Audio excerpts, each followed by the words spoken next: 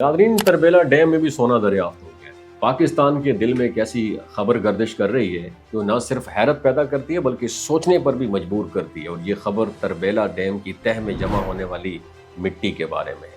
माहिरीन की इब्तदाई सैंपलिंग में इस मिट्टी में कीमती मादनी ज़रात खुसूसन सोने की मौजूदगी की निशानदेही सामने आई है। अगरचे ये अभी मुकम्मल तौर पर मुसद्दिका दरियाफ्त नहीं है, लेकिन ये हकीकत है कि आला सतह पर इस मामले की रिपोर्ट वज़ीर आज़म पाकिस्तान और आर्मी चीफ तक भी पेश की गई और इसकी संजीदगी को ये वाज़े करती है, क्योंकि ये बात एक महज ये बात नहीं है कि सोना है या नहीं है।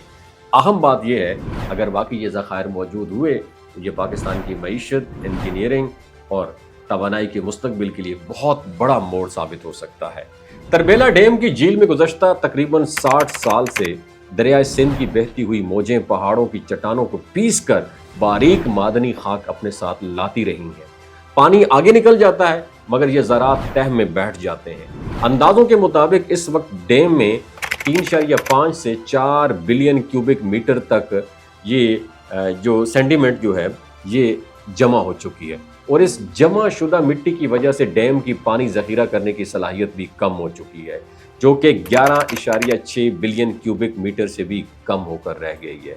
अगर सिर्फ ऊपर 1 से 2 मीटर तह निकाल ली जाए तो ये 1 से 2 बिलियन क्यूबिक मीटर मट्टी बनती है और ये मिकदार किसी आम कान या मैदान की नहीं, ये एक ऐसी सतह है जिस पर बाकायदा एक सन्नती पैमाने की सरगर्मी दरकार होती है।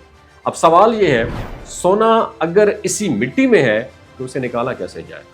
आम लोगों ने पहाड़ी इलाकों में वो तरीका देखा होगा कि लोग एक प्याले नुमा बर्तन में मिट्टी और पानी घुमाकर भारी धात को नीचे बिठा लेते हैं। इसे पैनिंग कहते हैं, मगर तरबेला का मामला इससे कहीं बड़ा है।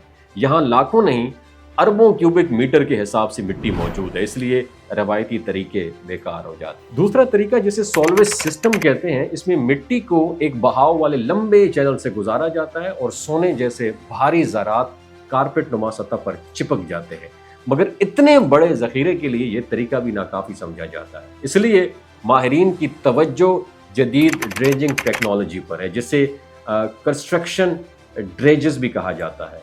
ये मशीनें पानी के नीचे जाकर तह बतह मट्टी काटती हैं और उसे बड़ी मिकदार में बाहर निकालती हैं। फिर इस मिट्टी को खसूसी प्लांट्स में लेके जाया जाता है, जहाँ से फिल्ट्रेशन और ग्रेविटी सेपरेशन और फिल्टर मीडियम के ज़रिए प्रोसेस किया जाता है और आला दर्जे के ड्रेजर्स रोज़ाना 20,000 से 30,000 क्यूबिक मीटर तक मिट्टी निकाल सकते हैं। अगर एक मशीन लगाई जाए तो 1 मीटर तह निकालने में कई दहाइयाँ लग सकती हैं, लेकिन अगर 10 या इससे ज़्यादा मशीनें लगाई जाएं तो यही अमल चंद सालों में मुकम्मल हो सकता है। असल सवाल ये नहीं है सोना कितने अरब डॉलर का है, बल्कि ये है क्या हम इस मंसूबे को साइंसी बुनियादों पर कौमी मफाद के साथ और माहौलियात का तहफ़्फ़ुज़ करते हुए हम सर अंजाम दे सकते हैं। अगर ये मंसूबा जज्बात की बजाय तहकीक, इंजीनियरिंग और शफाफ इंतज़ाम के साथ आगे बढ़ा तो इससे 2 बड़े फ़ायदे हासिल हो सकते हैं। पहला ये कि डैम की असल स्टोरेज सलाहियत बहाल होगी और मुल्क को पानी मज़ीद ज़ख़ीरा करने की गुंजाइश मिल जाएगी। दूसरा ये कि मिट्टी में मौजूद कीमती धातें कौमी ख़जाने को मजबूत बुनियाद फराहम कर सकती हैं। और ये मामला महज सोने या गोल्ड का नहीं, ये सोच का इम्तिहान है कि क्या हम अपने कदमों के नीचे मौजूद वसाइल को समझ कर प्लानिंग के साथ और कौमी जिम्मेदारी के तहत इस्तेमाल करने की सलाहियत रखते भी हैं या नहीं। अगर हमने ये इनिशिएटिव दुरुस्त डायरेक्शन में उठाया तो शायद एक दिन यही मिट्टी हमारी मईशत में नई सांस भर दे। आपकी क्या राय है नीचे कमेंट सेक्शन में ज़रूर बताइएगा। अपना बहुत ख्याल रखिएगा। अल्लाह।